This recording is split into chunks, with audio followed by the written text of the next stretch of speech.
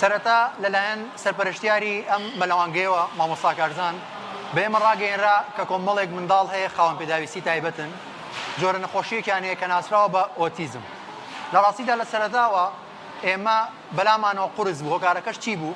هۆکارەکە ئەوە بوو لە باگراوندێکمان نەبوو دەربارەی ئەم منداڵانە وا بە ئێمە ڕاگەیەنرا بوو کە ئەم منداڵانە توانای فێربوونیان نییە، ئەم منداڵانە هاوارەکەن، ئەم منداڵانە تووڕە ئەبن.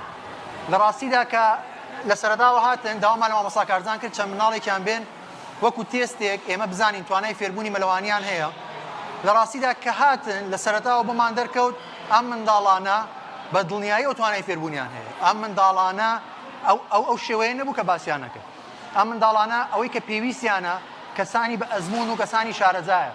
بەداخەوە لە نەبوونی ئەزمون لە نەبوونی شارەزایی هەندێک لەو منداڵانە لەلایەن خێزانەکانیانەوە گەشتونەتە ڕادەیەک کە معاملەیەکی وایە لەگەڵاگرێ گەشتونەتە ئەوەی کە هەندێکیان ئەبەسرێنەوە وەکو سزنێکیان لاتۆ لە ماڵەوە.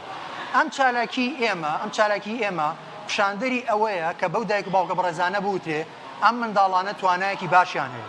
ئەم منداڵانە هیچ جیاوازیەکیان نییە لەگەڵ مناڵەکانی پێشووە، تەنها ئەوەیە دەبێت بە نەرمتر لەگەڵیانە بجوڵێنەوە. خاڵێکی زۆر گرنگ ئەوەیە ئەم منداڵانە پێویستیان بە دەعمێکی مادی زۆر هەیە. پێویستیان بەوە هەیە مامۆستای شارەزایە، پێویستیان بەوەیە سنتەرێکیان بۆ بکرێتەوە. ئەم منداڵان سنتەرێکیان بۆ بکرێتەوە کە لەو سنتەرەدا بۆ نمونە مامۆستای تیابێ لە شێوازی فێرکردن، بۆ نمونە لەو سنتەرەدا مەلەوانگەی تیابێ، یاریگای تیابێ کە بوونی ئەم سنتەرە یارمەتی ئەو خێزانەدا ئەرکێکی تەواو لەسەریان ئاسانەکە. وەگەر سیر بکەین لە کوردستان بەتایبەت لە جیهاندا بە شێوەیەکی گشتی ئەم نەخۆشیە ڕۆژ بە ڕۆژ ڕوو لە زیادبوونە. ئەگەر سیر بکەین لە وڵاتانی دەرەوە یعنی خەرجیەکی زۆر خراوەتە خزمەتی ئەم منداڵانە. بەداخەوە کە سیر دەکەین لە دەمی دایک و باوکیانەوە بیستین هەندێک لەم منداڵانە کە تەشخیص کراون بۆی کە خاوەن پێداویستی تایبەتن هەتا ئێستا موچەیەکی تایبەتیان بۆ دابین نەکراوە کە ئەمەش ئەرکێکی زۆر قورسی گرۆ لەسەر دایک و باوکەکان. بۆیە لێرەوە ڕایەگەیەنین کە ئەم منداڵانە هیچ شتێک لەگەڵیانە مستەحیل نییە، قورس نییە، وەکو ئەمڕۆ خۆشتان بینیتان بە جوانترین شێوە فێری مەلە بوون.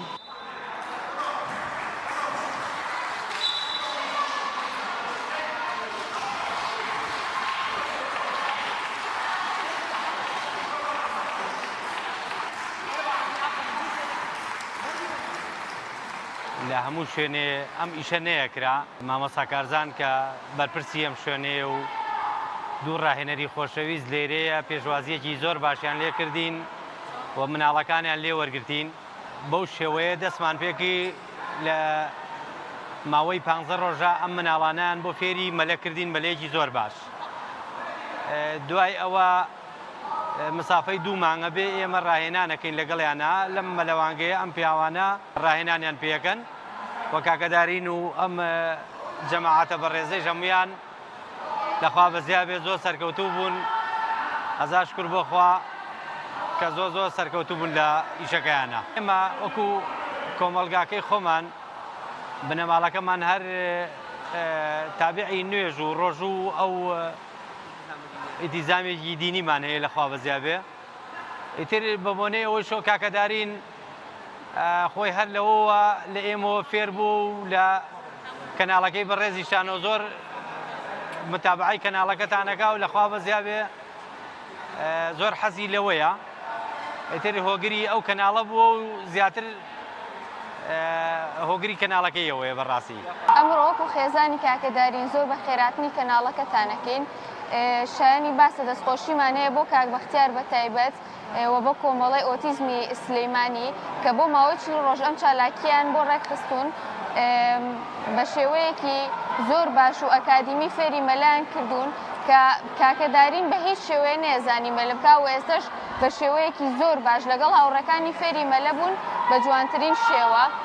و کاکەدارین زۆر هەوادارێکی کەناڵەکەتانە، کەناڵی پێیان دەستان خۆش بێ، هەر سەرکەوتوو بن و ئیشەڵا خۆشی بەتەمە لە داهاتووە هەر بێ بێژەری کەناڵەکەتان ئیشەڵا.